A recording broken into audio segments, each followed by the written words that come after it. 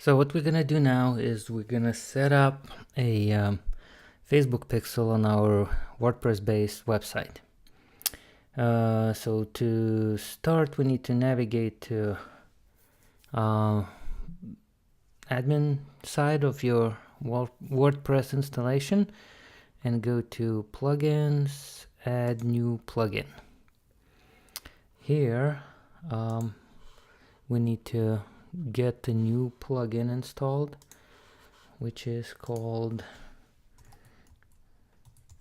something like Facebook Pixel. Let's see.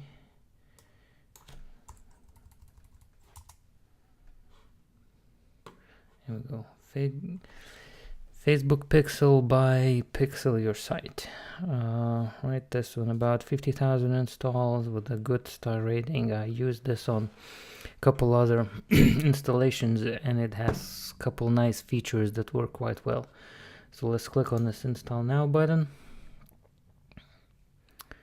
Yay! And then once it's installed, click on activate. So here we go. As you can see, it starts promoting its pro paid version, but Pixel Your Site, this one also puts a configuration item in your left sidebar menu. So let's go to that one and try to configure it. So here you go. So the first thing we need is we need to add our Facebook Pixel ID to this plugin.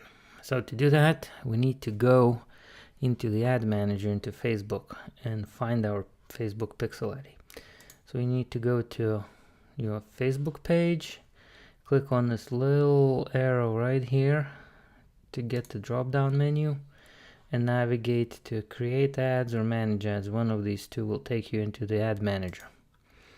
Once you arrive at the ad manager, which took me some time to actually find where the hell is that Facebook Pixel, and you have to figure out that this thing is also a menu.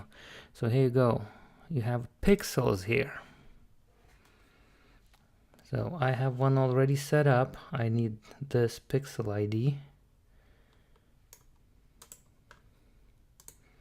And if you don't have one, you do set up pixel.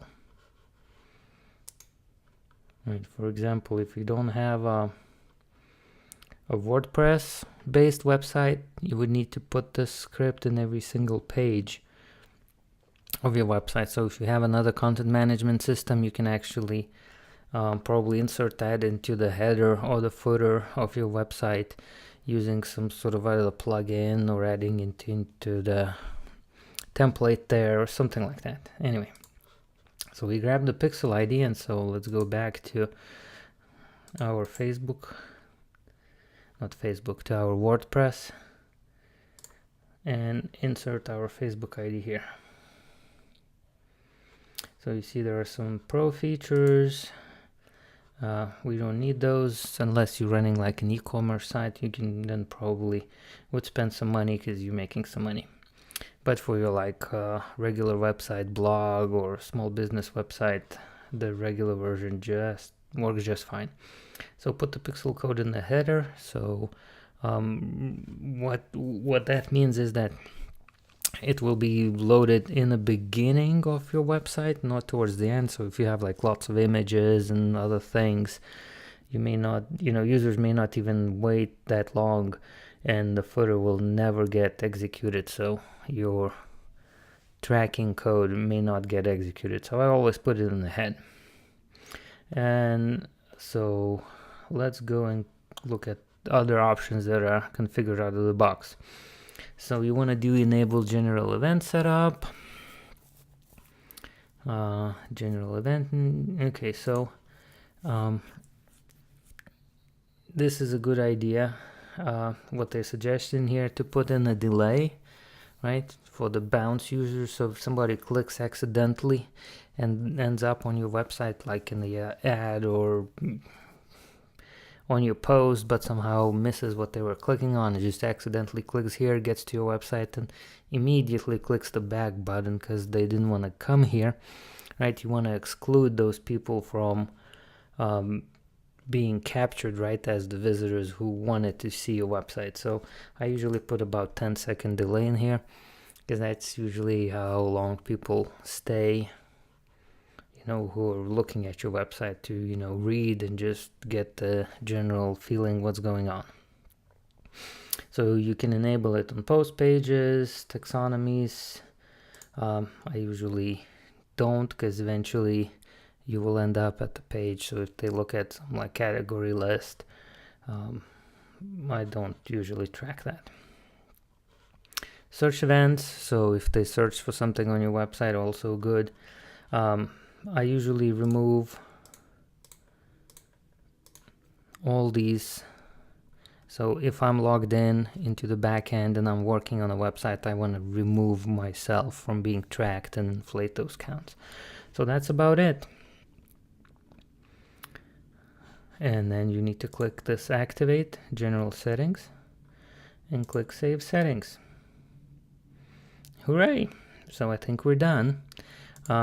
There are some other settings here. We want to activate events, and then you can add events here. For example, if you have like a purchase lead, for example, if they sign up for a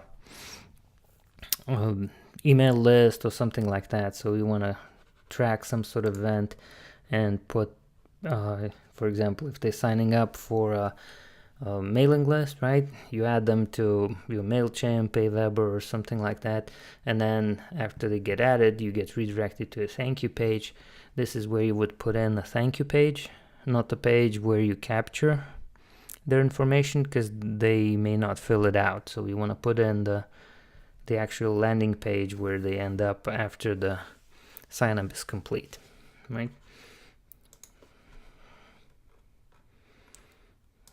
Dynamic events, that's a pro feature. WooCommerce and Easy Digital Downloads are the other plugins that are used for e-commerce or selling digital goods for your website. So I think we're all set up. So if we go back and check the actual site, right, this is one of the old blogs. I have a little plugin. Says no pixels found, so I haven't enabled something yet. Okay, no pixels. Well, let's see what did we do wrong.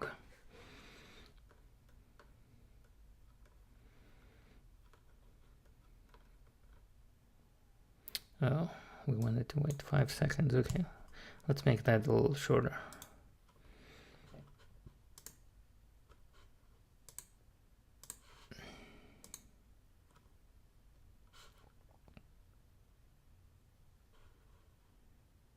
Oh, another thing is that I have disabled for myself. So what I need to do is I need to log out.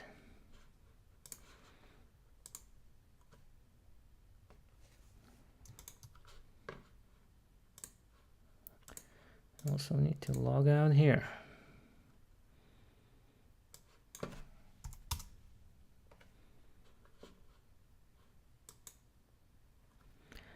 Now I really logged out, finally. So here we go. Our plugin. There is this nice plugin for your Chrome browser. If you're dealing with the Facebook Pixel and can't figure out what's going on, here we go. We have a little checker that says everything is fine. Facebook Pixel is set up, so now all these user interactions, events, and other things will get streamed into your Facebook Ads Manager, and you can find all sorts of interesting things about the users right there. What they like, where they're from, and all that other good stuff. So I hope this helps. Go and do it.